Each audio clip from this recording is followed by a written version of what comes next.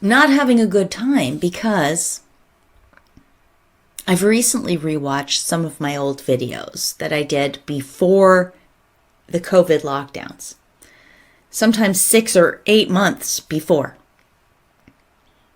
And I had it right. This isn't to brag.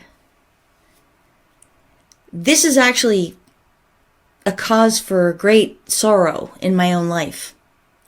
I rewatched a few videos of mine. One was from July 2019. It was about the fourth industrial revolution. One was from January 2020, which was called They Hate Us. And then there was a couple others. I don't know. I don't remember. But my point is, I knew. I saw it. I saw it. I saw it all coming. And in the one from July 2019, I'll link to these down below in the area right underneath the video. And if you click more, it will expand the box and you'll be able to see links. But the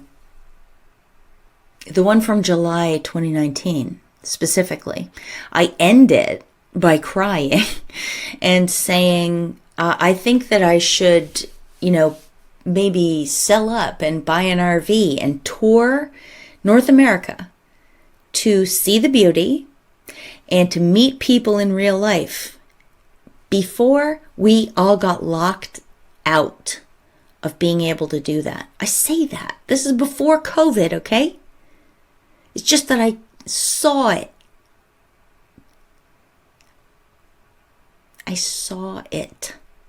I saw and told everybody how 5G was going to play into this, how the Internet of Things was going to play into this, how cryptocurrency was going to play into this, how modern monetary theory was going to play into this, how virtual reality, Meta, how Facebook became Meta, how that was going to play into this. I saw it all. And I am not saying this today to say, everybody, you should have listened to me. You should have done things to stop this. No. It's exactly the opposite of that. It's that I myself didn't do anything. Well, I did some things, small things, but I should have done what I said I should have done back then. I really should have. And I disappoint myself. That's why I'm bringing this all up. That's why I say I'm not having a good time. Because why didn't I act on my own knowledge back at that time? So, yeah, I don't know if I'm going to call this video I'm not having a good time or instinct versus denial. Because that's what the battle is. And I wonder how many of you are feeling it as well. There is a very, very strong urge in me to deny the evidence before my eyes. I'm going to be honest with you. I see it. You guys, some of you who have been with me for years, I've made videos on practically everything that is just coming to mainstream, alternative mainstream now. I talked about it and showed you years ago, all the way leading up through. There's a new documentary out there by Robert F. Kennedy Jr. about, it's called The Real Anthony Fauci, but it's actually about quite a bit more than just Anthony Fauci. It's about Event 201. It's about the PCR tests. It's about everything. The connections back to China's CDC with George Gao. The Wellcome Trust, which very rarely gets brought up in the circles that I know of. Anyway, because they're very hyper-focused on the U.S. involvement in all this. But and I was making videos about Ukraine and the corruption back in that country way before Ukraine was really a thing. Ukraine ties into so much.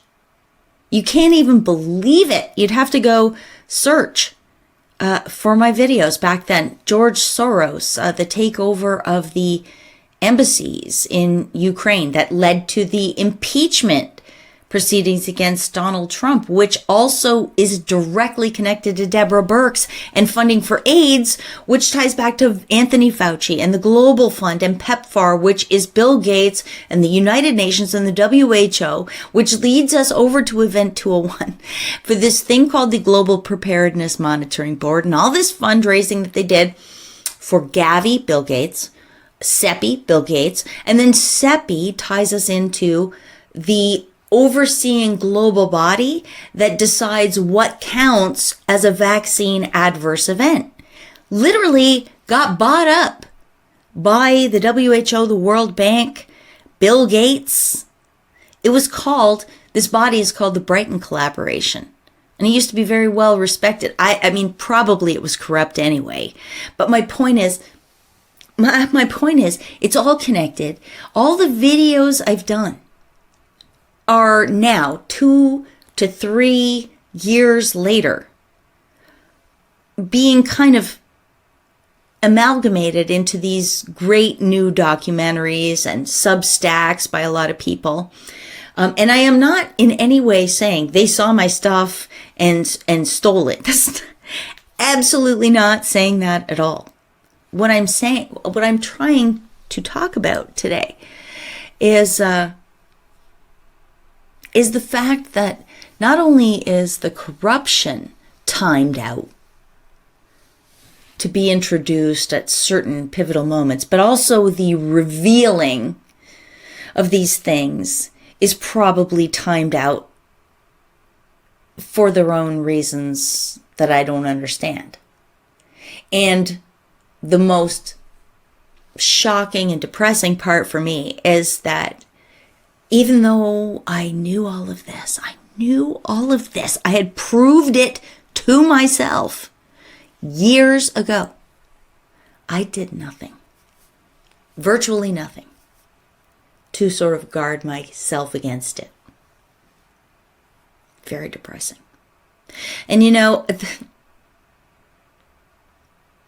here's a reason why. Because I thought if I could keep doing the work, making the videos, updating my website, learning more, sharing more, red pilling more people. And by the grace of God, I do believe that I was able to open a lot of people's eyes. I have a closet full of evidence of that from all of your letters and emails. Thank you. Thank you so much to everyone who wrote to me and let me know about that I helped them, because that makes it all worth it. It makes it all worthwhile. So I tried to keep going as long as I could. And many of you know that within 24 hours, both YouTube and PayPal ejected me. And I never did any of this for material gain. Never. It took me a really long time to even open a PayPal, to connect PayPal to my work, to ask for contributions. It took me a very, very long time to do that. And once I did, that was great. I did get rewarded. And then they deplatformed me. And that happening, it has crushed my financial ability to try to escape the matrix that I saw years ago. Do you know what I'm saying? So,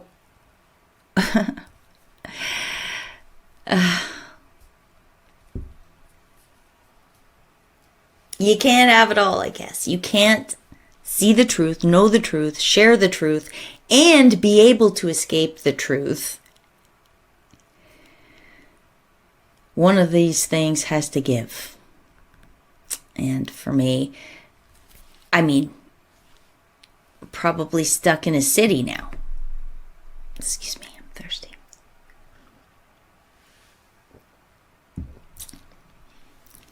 But I should have listened to myself in 2019 when I discovered how serious the WEF, World Economic Forum project was, because I saw it before any of this COVID crap happened.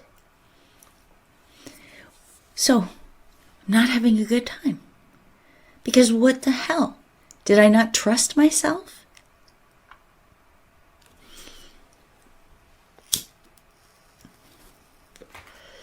Now,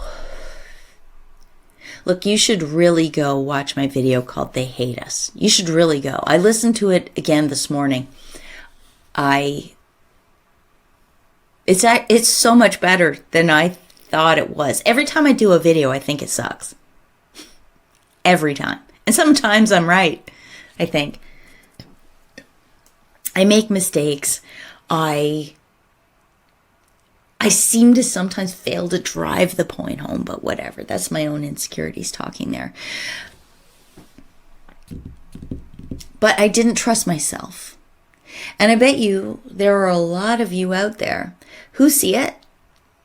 You see it, but you're not 100% convinced. You're like, this is pretty drastic, what I believe, and maybe I shouldn't be rash. Maybe it'll all blow over. And I don't want to take life-changing, relationship-ending action if I am not 100% sure. Maybe. And it doesn't help that, possibly some of us have had these instincts before, maybe not so strongly, but we didn't act on them, and things did get a little better afterwards. That tends to deplete our ability to trust ourselves at this juncture, doesn't it? And that's what was happening to me. And of course, we have people in our midst that don't see it the way we do, and they talk us down, so to speak. They're like, nah, you don't need to move to a rural property. It's going to be okay. Guys, just this time, there's just so much evidence that it's not going to be okay. We have the Great Reset / Agenda 21 / Agenda 2030 / Fourth Industrial Revolution / Green New Deal / Sustainable Development Goals / emotional and social governance, or whatever that is, that the woke credit scheme that corporations are being foisted into. We have the trans stuff being pushed on our kids. And of course, we have the experimental injections now, which, as much as I want to deny it to myself, are undeniably causing illness and death. We have the specter of public health coming down on us yet again. Now, not only with viruses and different diseases that they can claim are going to kill grandma, but officially from my government, the Canadian government, they've announced the transition, that climate change issues are public health issues. I will put the screen cap up on the screen if I, in fact, saved it. Theresa Tam, head of the FAC. I really love that name, that acronym, FAC. Yeah, exactly. The Public Health Agency of Canada. We're transitioning to that now. And I haven't even gotten into 5G and frequency weapons, because they're so controversial. That's not why I'm avoiding it, but what can you say? Like, these frequencies cause illness in some people, maybe not in everybody, I don't know. It's really impossible to tell. It's sort of like the vaccines. It's impossible to tell. It's sort of like every piece of news from mainstream and alternative media right now. I question in my head whether they're all involved in a fear campaign. You know, the mainstream media gets a certain segment of people, and then the alternative media gets the other segment of people. I don't want to be manipulated by either side. But I survey a very wide swath of news from alternative media and not so much from mainstream, although I do keep my eye on what they're saying. And I mean, I look at economics, I look at geopolitical maneuvers, I look at health, I look at local happenings, I look at crime, I look at the courts systems, whether that's in the United States, in Canada, at the European courts. I keep my eye on all of this. The UK fake Rishi Sunak. What does Joe Biden call him again? Rashid Sunak or something? Okay, and I watch Joe Biden. I watch Kamala Cackling Harris. I watch this guy, Fetterman. Literal. What can you say? There cannot possibly be a more idiocracy aligned candidate than this Fetterman person. It's a joke. And who's he running against? Dr. Oz? Mehmet Oz? Turkish? Who's behind trans children? I mean, in Philadelphia, right? And that's a key place.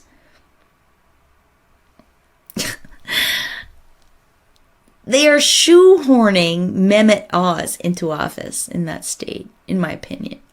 Because John Fetterman, you might as well roll out a corpse, an animated corpse, a zombie, Frankenstein, and run him as a candidate against Mehmet Oz. That's how bad Mehmet Oz probably is.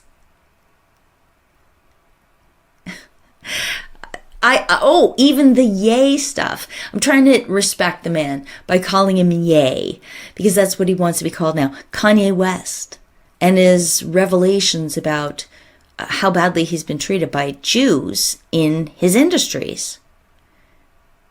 Anti-Semitic? I don't know. These people happen to be Jews and they happen to have screwed him over, like he says. That's what he's saying. And there's a poop storm brewing around all of that. My personal opinion on that, based on many years of research, is that there is a group of people who call themselves Jews, who are Jews, raised in a Jewish family. That's how Wikipedia always puts it. I think practically every video I've done about the healthcare industry, especially, and probably these PACs that fund a lot of the progressive causes, they are dominated by Jewish people, Jewish names. It's a fact. Deal with it. I don't know what to say. They might not be real Jews. They might be the synagogue of Satan that Jesus mentions in the Bible more than once. They're hiding in there. Ukraine ties back big time to that as well. Big time to that as well. Look up Khazaria. Look up Greater Israel. Look up the Nazi collaboration with parts of Ukraine during World War II. It's all a jumble. It's all a jumble. You have to be very well read and researched to see the patterns. And that's, there's a new documentary coming out called, what is it? Sudden Death? Something like this. And of course, it has to do with the vaccine rollout. But I was watching an interview with the two producers of this documentary.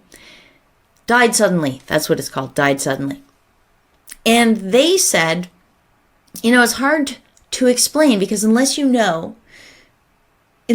have done a lot of research and can see all the connections through a long arc of history, then you tend to want to reject it out of hand and say, that's too crazy to believe that anyone would be this evil, that there's a group of people who actually wants to reduce the population or cause illness in people so that they can perpetually profit off the treatments and cures.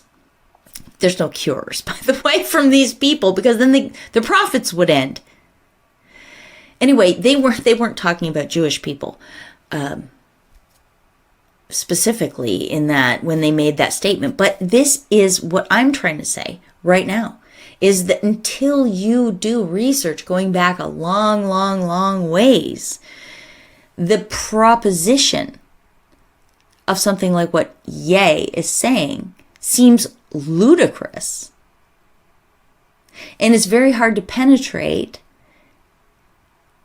the mind because it has been programmed for so many years, and all information to the contrary is demonized, it has been suppressed, censored, etc.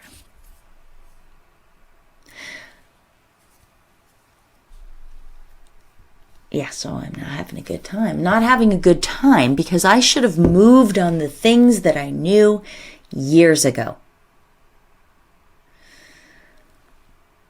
I'm just one person, and without a strong group of friends and family, which I don't have in my real life.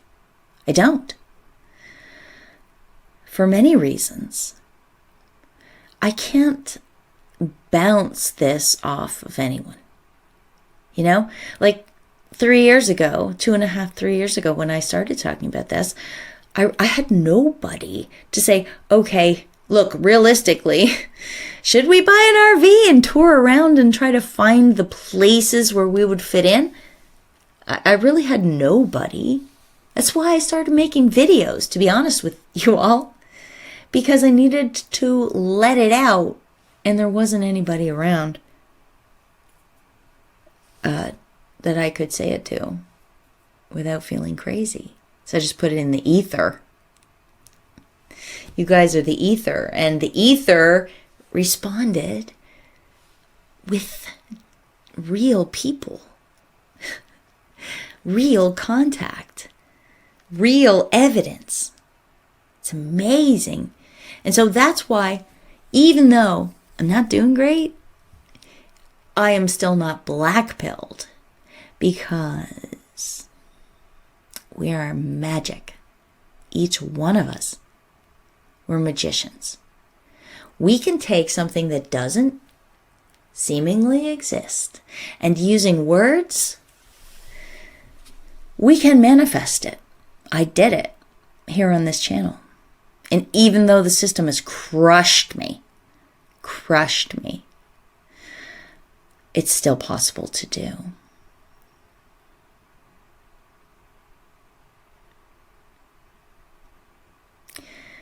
I'm going to stop talking now. Thanks a lot for being here, everybody. Go to amazingpolly.net. I would appreciate your contribution, but please, if you are in a place where you're financially questionable, keep your money. We are in precarious times, really crazy times right now. So yeah, only do it if you can. I do appreciate your support, and thank you from the bottom of my heart to the people who are still doing that, even though I've been unreliable lately. You are angels. You're angels. Thank you. All right, everybody. Thank you for being here and listening. And if you have anything to say in response to what I've put forward today, leave a comment. I would love to read it. Or leave a thumbs up if you liked it. Okay, guys? Until next time, peace out.